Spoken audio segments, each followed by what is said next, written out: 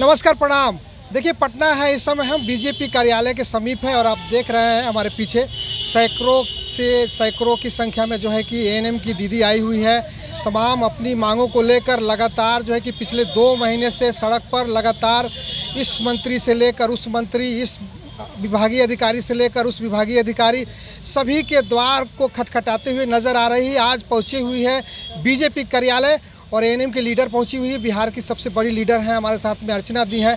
हम बात करने की कोशिश करेंगे कि आखिर ये बीजेपी कार्यालय क्यों पहुंची हुई है।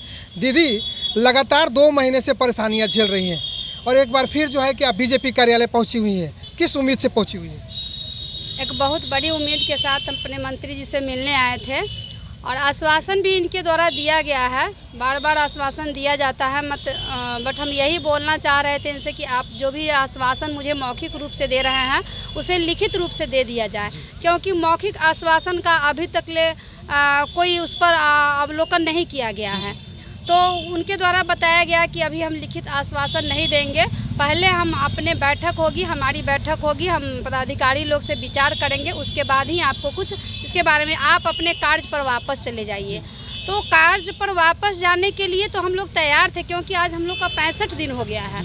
65 दिन से हम लोग अपना कार्य बहिष्कार और जगह जगह प्रदर्शन और हर एक दरवाज़ा हमने खटखटाया है। एक बहुत बड़ी उम्मीद के साथ हम अपने मंत्री जी से मिलते हैं। जो हमारे पेरेंट्स हैं, तो हम लोग उनके पास एक बहुत बड़ी उम्मीद के साथ आए थे। ठीक है, उनका भी हम सम्मान करते हैं, उनकी बातों को भी हम रखने के लिए तैयार हैं। लेकिन हमारे साथ जब समस्या आएगी क्षेत्र में, क्योंकि हम लोग रूरल क्षेत्र में काम करने वाले हैं, हमारे साथ समस्या प्रतिदिन आए दिन होते रहती है। महिलाएं ऐसे भी असुरक्षित हैं, तो हम लोग को एक तो समान काम का समान वेतन नहीं देते, सम्मानजनक वेतन नहीं देते हैं। इतना न्यूनतम वेतन में हम लोग एक दूसरे से दूसरे जिला जाकर काम भी करते हैं, स्वास्थ्य सेवा, जनता का स्वास्थ्य सेवा देते हैं। तो अब इनकी बातों को रखते हुए ठीक है, हम लोग वापस तो जाएंगे, लेकिन अभी हम लोग ये नहीं है कि पूर्ण रूपेण इस हड़ताल को समाप्त करने जा रहे हैं, क्योंकि जब उनके द्वारा बताया गया है कि आज तो 3 ही दिन हुआ है, 3 दिन से हम जगह जगह अपना कार्य में लगे हुए थे, हम इस पर विचार कर रहे हैं। तो ठीक है, 3 दिन नहीं, हम 15 दिन उनको देने के लिए तैयार हैं। 15 दिन के बाद फिर हम उनसे आएंगे कि अब तो 15 दिन हो गया है, अब हम लोग की क्या, हमारी आपके द्वारा बताया जा रहा है, हम लोग को मांगों पर क्या विचार किया गया, प्लीज़ मुझे बताइए। क्योंकि अभी भी हमारी बहनें हिचकिचा रही हैं, बोल रही कि जाएँ तो कैसे जाएँ, क्योंकि फिर वही प्रॉब्लम झेलना। अभी जो बहनें हमारी वापस गई हैं, वो लोग फेस अटेंडेंस बना रही हैं और 858 में फेस अटेंडेंस बनाई है तो प्रजेंट है, बट 858 के बाद बनाई है तो वो एब्सेंट दिखा रही हैं। ऑलरेडी जहाँ गाड़ी घोड़ा जाने का सुविधा नहीं है, वहाँ हमारी बहनें पैदल जा रही है, नाव पे जा रही हैं, तो लेट तो होगा ही। तो अटेंडेंस बनाना असंभव है। तो अभी तो हम लोग वापस जाएंगे, लेकिन फेस अटेंडेंस हम लोग के संभव नहीं है, हम लोग फेस अटेंडेंस नहीं बनाएंगे। अब आगे हम लोग के साथ समस्या आएगी तो फिर हम अपने मंत्री जी के पास आएंगे, उन्हें बताएंगे ऐसे ऐसी समस्या मेरे साथ हो रही है, इसका या तो निदान निकाला जाए, लिखित रूप से जो हमारा आश्वासन आपके द्वारा दिया गया है मुझे दिया जाए, बट फिर हम लोग को, नहीं तो हम लोग तो आप स्वतंत्र हैं, क्योंकि हमारा मौलिक अधिकार है आवाज़ उठाना। तो हम अपनी आवाज़ को दबा के क्यों रखें, हम अपना आवाज़ उठाएंगे। जब आपके अधीन काम करते हैं तो आप आवाज़ वहाँ नहीं उठाएंगे तो कहाँ उठाएंगे आप।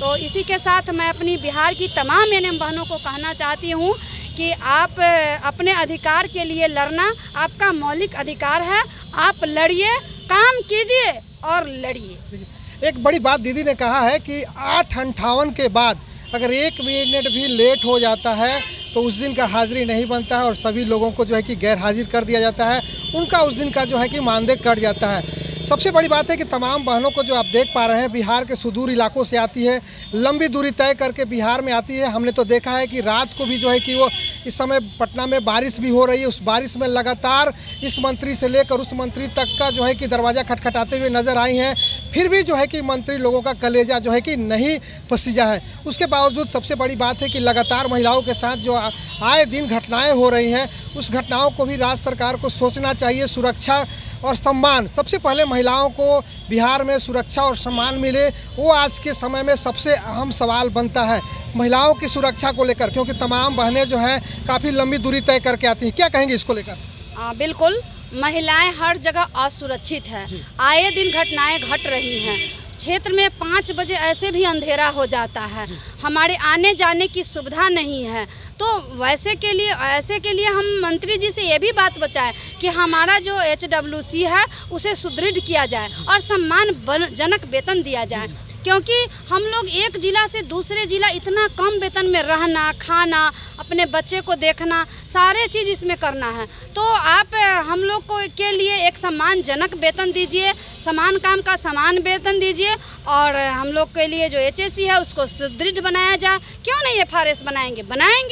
जब आपके अधीन काम करते हैं आपने FRS पहले हम ही लोग पर लगाए हैं, संविदा कर्मी पे ही लगाए हैं, तो हम लोग बनाएंगे, लेकिन उस तरह से हमारी व्यवस्था दी जाए, हम लगाएंगे, क्यों नहीं करेंगे। देखिए, पिछले साल हमने इस बात को देखा था कि लगातार जो बहनें हैं वो गर्दनी बाग से लेकर तमाम अधिकारियों से लेकर मंत्रियों का भी जो है कि इन्होंने एक परीक्षा को लेकर जो है कि परेशान हुई थी और लगभग काफ़ी दिनों तक ये परेशान रही। हाईकोर्ट में इन्हें जो है कि जाना पड़ा और हाईकोर्ट से विजय मिला।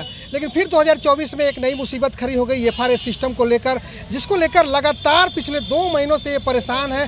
फिर भी जो है कि विभागीय मंत्री जो है कि लगातार टाल मटोल कर रहे हैं। ये जो कि उनके आवास पर भी गई थी, आवास पर जो है कि वार्ता भी हुई है, लेकिन सिर्फ आश्वासन मिला है। उसके बावजूद भी जो है कि अभी हड़ताल जारी है।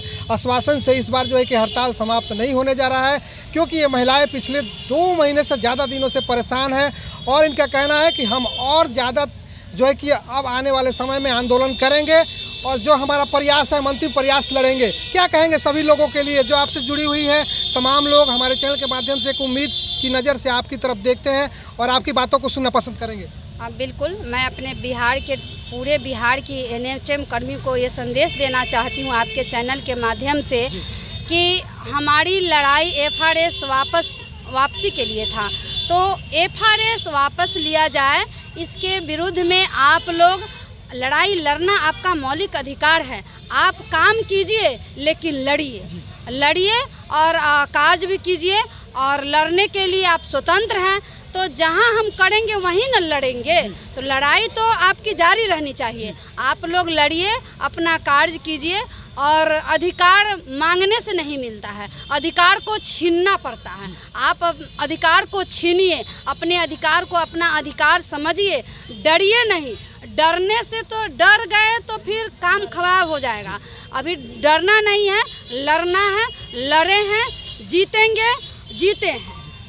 डरना नहीं है, लड़ेंगे और जीतेंगे। ये हमारी बहन है, दीदी हमारी है अर्चना, और ANM की टॉप लीडर है। बिहार से जुड़ी हुई तमाम बहनों को लेकर चलती हैं और लगातार अपनी मांगों को लेकर जो है कि पटना में बनी हुई है। मैं विनोद सिंह, ASB तक न्यूज़ के लिए। दीदी बहुत बहुत धन्यवाद बात करने के लिए। बिल्कुल, मैं बिहार की राज्य संयोजक अर्चना कुमारी, मैं सभी को आपके चैनल के माध्यम से यही कहना चाहती हूँ बिहार के पूरे संविदा कर्मी को, NHM कर्मी को, कि आप लोग लड़िए, डरिए नहीं। लड़ना हमारा मौलिक अधिकार है, लड़ने से ही आपका हक मिलेगा। बहुत बहुत धन्यवाद तमाम बहनों का, थैंक यू। 2 महीने से आप लोगों को परेशान किया जा रहा है FRS को लेकर, समान काम समान वेतन को लेकर। लगातार आप कई मंत्रियों का जो है कि दरवाज़ा खटखटाया, फिर भी आपको उम्मीद नहीं मिलती। क्या कहेंगे आप? कहेंगी जब सरकार ने सिर्फ संविदा वाले के लिए जो भी लागू करते हैं, सिर्फ संविदा वाले के लिए करते हैं, रेगुलर वाले के लिए कोई चीज़ नहीं है।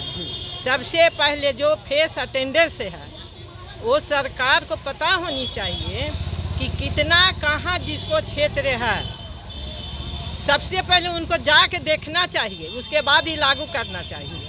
दूसरा चीज़ है कि जहाँ हमारी क्षेत्र है, जहाँ मेरा HSC है, AWC है, वहाँ व्यवस्था देखनी चाहिए कि क्या वहाँ व्यवस्था है। ना वहाँ बैठने की जगह है, ना वहाँ AWC की व्यवस्था है, ना वहाँ HSC की व्यवस्था है। हम लोग को PSC से 35 किलोमीटर नेपाल के बॉर्डर पर है, जहाँ कोई आने जाने की व्यवस्था नहीं है। तो आदमी कैसे जा सकता है, कैसे आ सकता है? और सुरक्षित के गारंटी ले, सरकार ने गारंटी ले कि यदि किसी ANM के साथ कोई घटना घटता है उसकी जवाबदेही मैं हूँ। सरकार गारंटी ले कि 9 से 5 बजे तक इन लोग के फेस अटेंडेंस बनाने के लिए कहते हैं, तो गारंटी लिख करके दें कि किसी के साथ कोई भी घटना हो उसका पूरा गारंटी हम लेते हैं। खाली ही नहीं कि बोल दिए उससे नहीं काम चलेगा।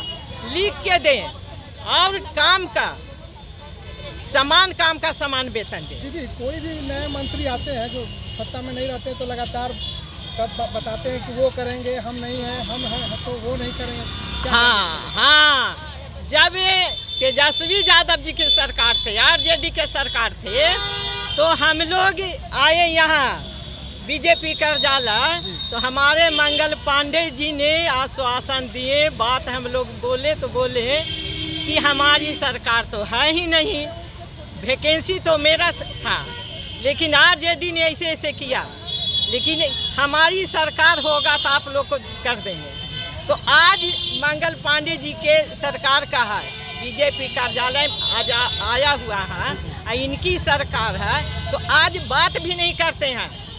यही हमारी उप मुख्यमंत्री सम्राट चौधरी जी, इन्होंने वादा किए थे कि हमारी सरकार होगा तो आप लोग को जितना है सबको कर देंगे, आप लोग पर ध्यान पूरा है, कॉन्टैक्ट पर जितना भी कॉन्टैक्ट के लोग हैं सारे लोग पर निगाह या सारे लोग को हम लोग ध्यान में रखते हुए परमानेंट करेंगे। आज इन लोग को सत्ता मिल गया, आज इन लोग को सत्ता मिल गया तो वादा किया, वो वादा से मुकर गए हैं, तो किन पर भरोसा हम लोग करें? आज तक किसी मंत्री पर हमको तो खैर भरोसा नहीं है। कोई मंत्री बन जाए, चाहे मुख्यमंत्री बने या उप मुख्यमंत्री बने या स्वास्थ्य मंत्री बने, कोई मंत्री पर भरोसा नहीं है। सब मंत्री से हम लोग थक गए, हमारी उम्र भी खत्म हो गया, अब 4 साल हमारी नौकरी बचता है, और 4 साल के लिए भी हम लोग द्वारे द्वारे भटक रहे हैं।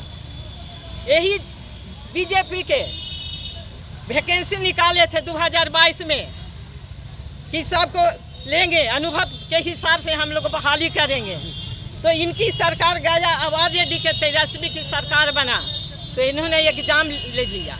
एग्जाम लेने के बाद 8 नंबर 10 नंबर वाला के क्वालिफाई कर दिया, 28 नंबर वाला के नो क्वालिफाई कर दिया। ये कहाँ के नियम था? आज हम लोग सेशन से गए हाई कोर्ट से सुप्रीम कोर्ट गए हैं। ये सरकार के पता है, वादा बड़े बड़े होता है, लेकिन वादा निभाने नहीं आता है मंत्री जी। कहीं भ्रष्टाचार तो नहीं ना हो रहा है? भ्रष्टाचार होता होगा, हम तो आंखों से नहीं देखे हैं, लेकिन ये अनुभव होता है कि जब 8 नंबर वाला क्वालिफाई, 28 नंबर वाला 8 नंबर वाला नो क्वालिफाई, कहाँ से इस सिस्टम हो गया? ये सिस्टम कौन बनाया कि ज़्यादा नंबर वाले फेल और कम नंबर वाले पास? इसी से अनुभव लगाते कि क्या होता है सरकार के अधीन में। क्या नाम है दीदी आपका?